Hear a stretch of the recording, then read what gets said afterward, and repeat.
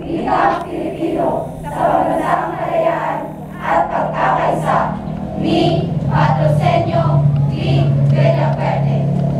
Bawat buhay, masaya at malungkot, magulot makulay, ay nakalimbag sa pahina ng kasaysayan. Mula sa pagkakasilang patungo sa kamusmusan, maging sa paglaki hanggang sa kamatayan. Saraysayin ang buhay ng mga dakilang tao sa daigdig. Ng mga paham, siyentipiko, mananalisik, guro, doktor, abogado, may isda at magbubukid. Bawat isa may bitihin, may pangarap na nais makamit.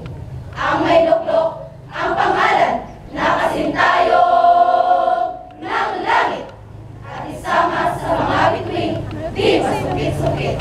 Isa ang diwa na kanilang kinapasay. Isa ang bitihin sa puso nila'y bumukal. Isa ang himig na kanilang hinihiyaw. Kami palayain,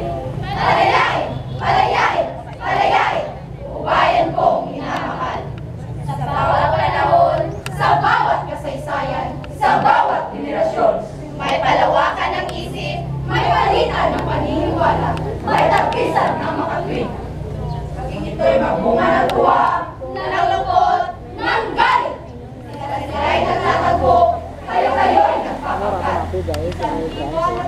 Isang wika ang ginamit. Anong wika ang ginamit? Anong wika ang ginamit?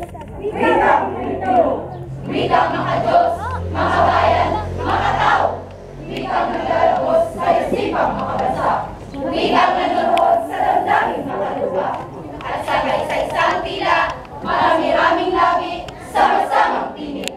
Umukulong, sumasadsad, umiyaw, nangangalit, hingit kalayaan, katarungan, kalayaan, katarungan.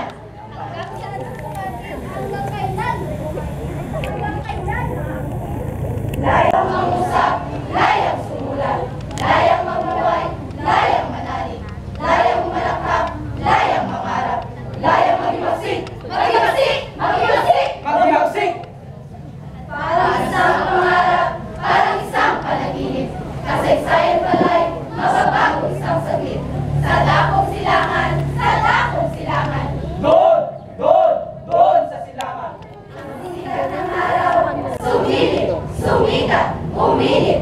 Sari-sari mukha, magkakabalat, magkakadugo, magkakapalit. Sama-samang kumising, magkapit-bisig, mabansat umibig.